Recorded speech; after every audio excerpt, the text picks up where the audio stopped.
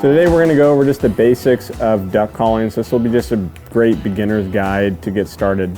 So first we're going to go over the types of duck calls. So when we talk about a duck call, we're normally talking about what people would refer to a hen mallard call. So they're going to come in either a double reed or a single reed. So a double reed's literally going to just have two reeds.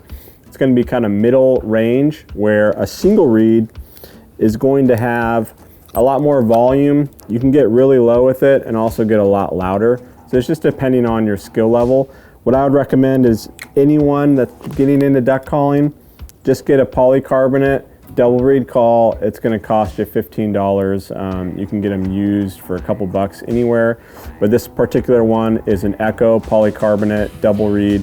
Sounds good, realistic, and it's just a great starter call. The other calls that we're going to go over is a whistle. So especially here in California, it's really important to master the whistle, because basically these ducks are migrating. They winter here in the Sacramento Valley, so they hear a lot of duck calls. And if you're not super proficient with a duck call, I would just recommend really honing in your skills on the whistle, because we have a lot of whistling ducks that stay here. So one thing that I didn't go over earlier, when we talk about a mallard call, it's the call the quacks, okay? But a widgeon will quack, hen shoveler, etc. They will also quack, but when people refer to necessarily a duck call, they're talking about a hen mallard, even though the others will call as well. The first thing to do is to figure out which hand you want to hold the duck call in. So in a duck blind, if I'm sitting down, I hold the forestock of my shotgun with my left hand. So I hold my duck call with my right. So when I'm calling, I could drop the call, get up, and shoot. With the goose call, it's a little bit different, because that's really a two-handed skill set. And we'll go over that just a little bit later. Okay, so the basic components of a duck call, this is it assembled. You have an insert here that's going to have your reed, your wedge block that holds the reed down to the tone board, okay? And that's going to insert it into our barrel. So the barrel also is known as your mouthpiece. So these together make up your duck call, okay? This particular call is a wood and acrylic. So this is more of kind of a higher end, anywhere from the $100 to $150 range. If you're just getting into duck calling, you definitely don't need a call that costs that much. Get the ones in about the $20 range, you'll be just fine, okay? So holding the call, I am a right-handed shooter, so I like to hold the forestock of my shotgun with my left hand. So when I'm calling, I could drop the call, get up, and shoot. But it's all personal preference at the end of the day. Okay, so we have our insert here, our barrel. So what we're going to do is we're going to make an OK sign, and all I should see right now is the end of that insert. Okay, so we got our big OK sign here. We're going to put these three fingers together. We're going to bring them down towards your palm, okay? But you don't want your fingers to touch your palm, and I'll go over that in just a second of why we don't want to do that, but really close. And every time we're forcing air to that duck call, our fingers are going out, okay? If you come back in, it's going to distort the sound. Okay, so we have our OK sign here, insert, our fingers are down towards our palm, and we're going to put that call onto our lips. So when we're putting the call to our lips, you want to make sure you have a real tight seal. So you want to have the bottom lip and top lip like this. You don't want your lip to be in the middle of the call, because you're not going to be able to force all that air in that reed and really make it sound how it's supposed to. So just like you're drinking a soda bottle or whatnot, bottom lip, top lip, kind of puckered lips, but really tight. So bottom lip, top lip. So the biggest thing that I see on newer callers is there's a lot of air that escapes to the side, and then what I call is chubby bunnies. When people are blowing in the call, their cheeks go out. So if you're doing that, just try to pucker your lips out a little bit and kind of drop your jaw a little, just to kind of help with that. But it's just really critical to get a nice tight seal and not to block the airway of your duck call, okay? And this is what it would sound like if you're blocking the call with your lip. Okay? That's with my lip over that hole right there. Now, if it's properly sealed, like that,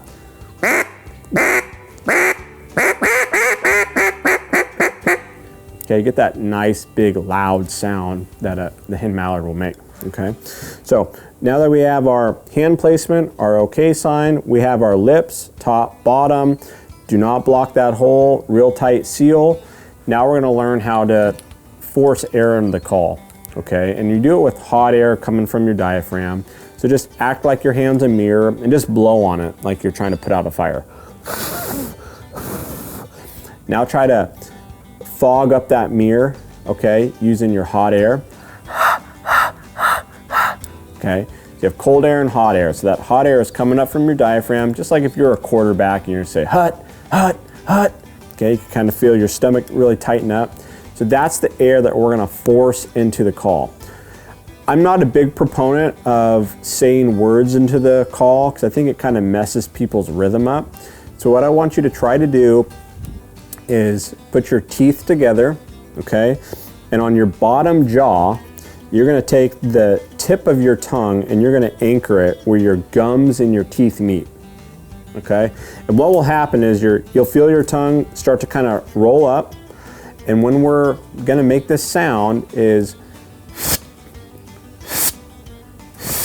so when we make that sound, what's happening is our tongue's coming up to the roof of our mouth and cutting it off really quick. So your lips are puckered, your tip of your tongue is anchored where your teeth and your gums meet on your bottom jaw, and you're saying,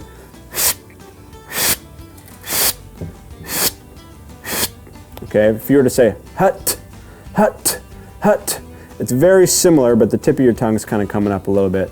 I think people get really fixated on saying hut, hut, hut, hut, hut when they're calling, just instead of saying, I think it's a lot easier. And that's what I do. Again, it's all personal preference, okay? So if I were to turn my call around and make that sound, okay, and what I do is I anchor here, and the middle of my tongue kind of comes up to the roof of my mouth and cuts it off.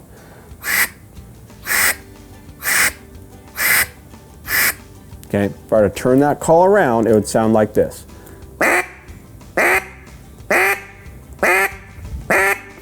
Okay, so going back to earlier when I was talking about our hand, okay, and you'll see my hand, almost 4 fingers will come out, okay, but for the sake of this video, I'm going to teach everyone, just for the ease of it, make your okay sign, do your 3 fingers down, and every time that wind comes out of that tunnel, think of these as feathers and they're just going to come out, okay, with the pressure of the call coming out of the insert.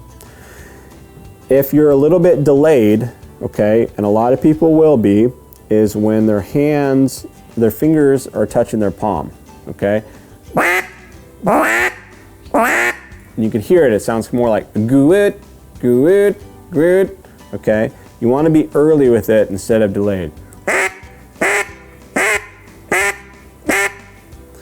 If you push it the opposite direction, you're going to get a squeak and the sound's going to be very distorted, like this. Okay, so this is things I see in a lot of beginner hunters. Okay sign, 3 fingers down. We're forcing that hot air through our diaphragm. It's rolling over our tongue and we're cutting it off, making this sound. Okay, going over it one more time. Barrel or mouthpiece going on my lips. My hand is making an okay sign on my insert, bringing those fingers down, nice tight seal on my lips, and we're going to make that sound.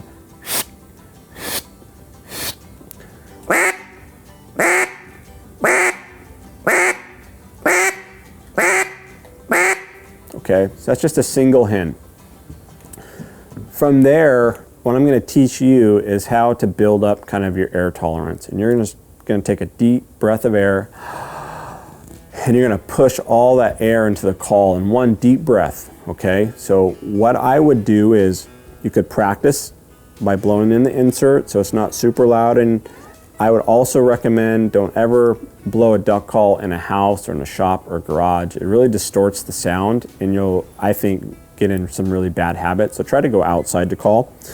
But if I'm just practicing, I could blow through my insert and you're still going to be making that sound without getting the duck noise, and it's the same thing. So as I'm going to take one deep breath of air, I'm going to push it all into my call, and it's going to sound like this. And I'm done, okay? So just building up your air tolerance. So if I have the call the right way, here I'm coming down, one deep breath of air, and again, I'm going to push it and force it through that call.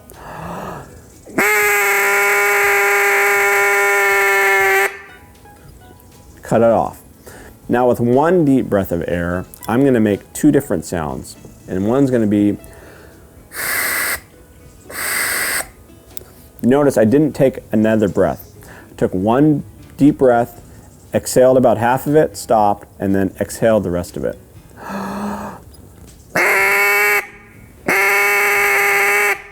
Okay. From there, we're going to break it down into our 3 quacks. And this is where you could take a deep breath, force it all into the call in one breath, take a breath, take a breath, take a breath. Okay, these are just going to be 3 quacks. This is what mine would sound like.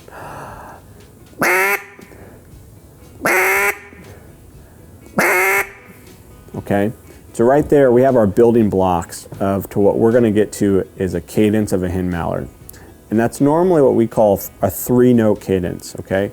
But in a hunting situation, I'll use 3 notes quite a bit. And before we get to the 5-note, we're gonna learn how to do a 3-note first.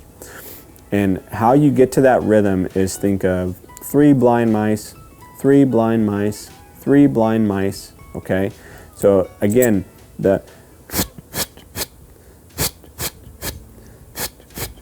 I'm thinking in my head, 3 blind mice, 3 blind mice, 3 blind mice, and that'll really help us with that cadence and the rhythm of what a duck sounds like, in particular a hen mallard.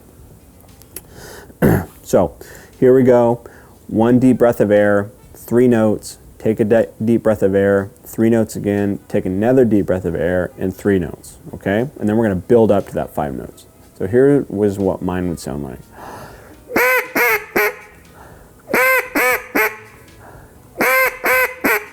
Okay, 3 blind mice, 3 blind mice, 3 blind mice. Okay, to get to that 5-note cadence, you're just gonna think of this. 3 blind mice, 1, 2, 3 blind mice, 1, 2, to get that 5-note cadence. And the sound's gonna vary. You're gonna start high and you're gonna end kind of lower. And it's an abrupt stop when you do stop it. 3 blind mice, 1, 2, and stop. This is what mine would sound like. Again, take a deep breath of air, okay? Focus on your lips being tight, no chubby bunnies, puckering them out. Take a deep breath of air, and you should be forcing all of that air through the call. It's just gonna sound a lot better than kind of being a meek and barely trying to call. Ducks are very loud in the wild, okay? So you can be loud on your call. Okay sign, coming down. 3 blind mice, 1, 2 is what I'm thinking.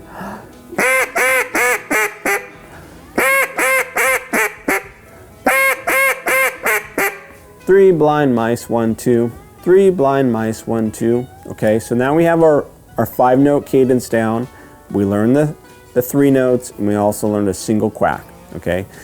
From now on, you could use those 3 things in a variety of different ways in a hunting scenario. And we're gonna go over that in the very end of this session.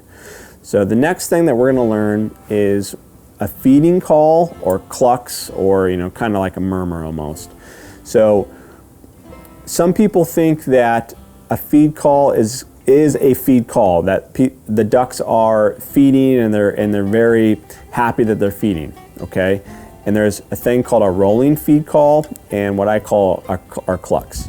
So my theory on it is, yeah, they might do that when they're feeding, but also I think ducks are very territorial, so they're kind of telling other ducks like, hey, you're getting a little bit close to me, especially when there's a lot of ducks around. But you'll hear, especially pintail, they will do a more of a rolling feed call almost when they're flying. So use it in discretion when you are out in a hunting scenario. So the first one that we're going to do is the rolling feed call. And this is one that I will tell you to use a word, and you could either say ticka ticka ticka ticka or dooga dooga dooga dooga dooga. You could feel your tongue coming up to your front teeth on the back saying dooga dooga dooga dooga or ticka ticka ticka ticka ticka. and it's all personal preference. I happen to say ticka, ticka, ticka, but you're gonna start off really, really slow, ticka, ticka, ticka, ticka, ticka, ticka, ticka, ticka, ticka, ticka, ticka, ticka, or dooga, dooga, dooga, dooga, dooga, dooga, dooga, dooga, dooga, dooga. And this is what mine would sound like. Again, we're going very slow with it.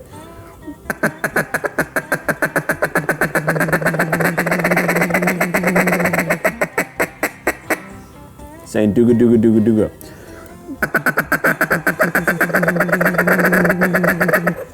Okay?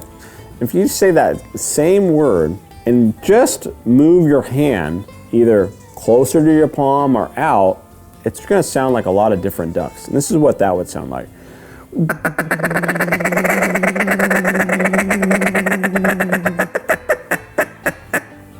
Okay? So that's what we would refer to as a feeding call or a roll feed. Okay? The other way to do it, and this is the one that I use out in the field the most, is just little clucks. Okay? And just imagine your mouth is full of water and you're just barely spitting some of that water out in a cup. Okay, you really want to spit that water out there. Okay, my tongue's coming up real close to all of my teeth, you know, almost in the middle, and barely letting out short bursts of air. Okay, so here's our clucks.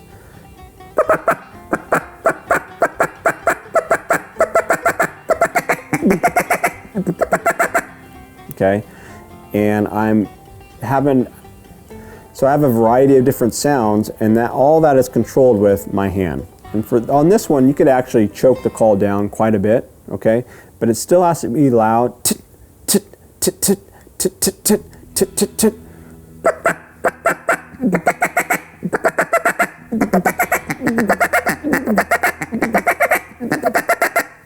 Okay, so it sounds like a lot of different ducks kind of chattering back and forth with each other. So we've learned our quack, a 3-note, a 5-note cadence, and a variation of a rolling feed call and what I would call our clucks. Okay, so putting all those things together in the field is really personal preference, but there's some things that will go along in any hunting scenario that will really help you out. And that would be what people would call a hail call. Okay, doesn't necessarily really sound like a duck, but you got to think of, if a duck is hundreds of yards away from you, it's windy out, they're not going to hear a lot of your call. Okay, they might hear little bits and pieces of it if they're flying around or whatnot. So, you know, people will say, oh, that sounds nothing like a duck, why would you do that? All a hail call is just getting a duck's attention, and if it tips its wings your way, then you can get into the more realistic stuff. And all a hail call is, you're going to start really, really high,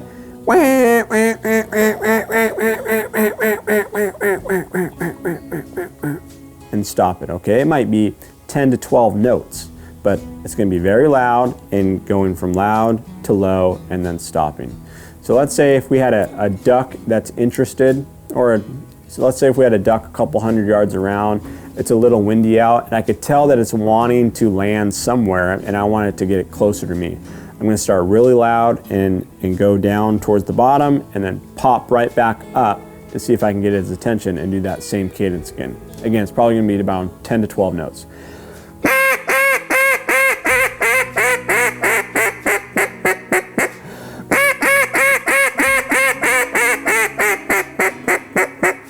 Okay, so let's say if that duck heard some of that on our, hail call. Then you're going to do some more realistic stuff. So let's say that duck's now coming towards you. You could do your 3-note cadence, you could do your 5 notes. So let's start off with a 5-note.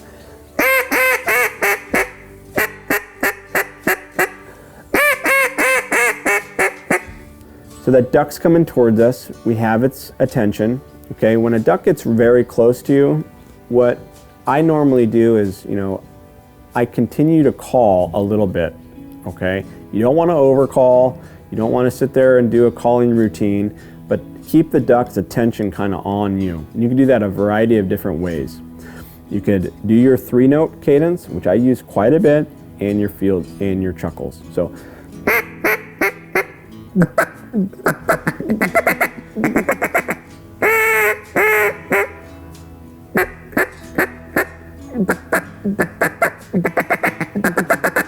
Okay, so that duck's then getting close to us, probably overhead. You're not going to be screaming at it.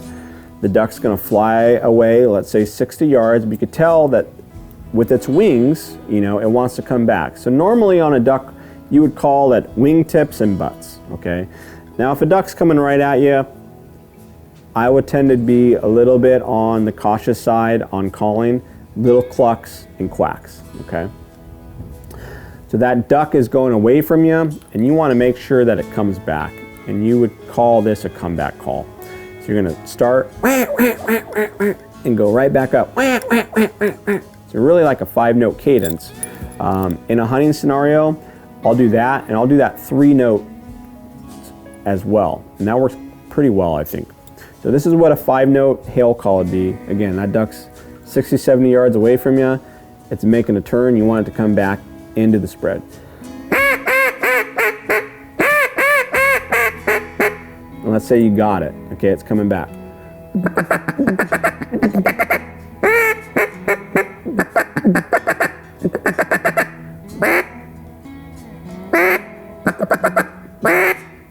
Okay, now hopefully that duck's back in range where you could harvest it, okay? But the biggest thing is when a duck's coming straight at you, okay, you don't want to be wailing on it with a comeback call. You want to kind of play it nice, like everything's cool. Clucks, quacks, 3-note cadences. If the duck's going away from you, you can get a lot louder, aggressive, basically telling that duck, hey, come back over here, okay? And that's where you do that hail call, starting from the top. Go right back up. Okay. Another thing that's super successful is kind of like a very drawn out 3-note or a 5-note cadence. And I'll do that more of a comeback call too, kind of later in the season, whatnot. And I think it's very effective. So if a duck is kind of going away from me and I want to come back,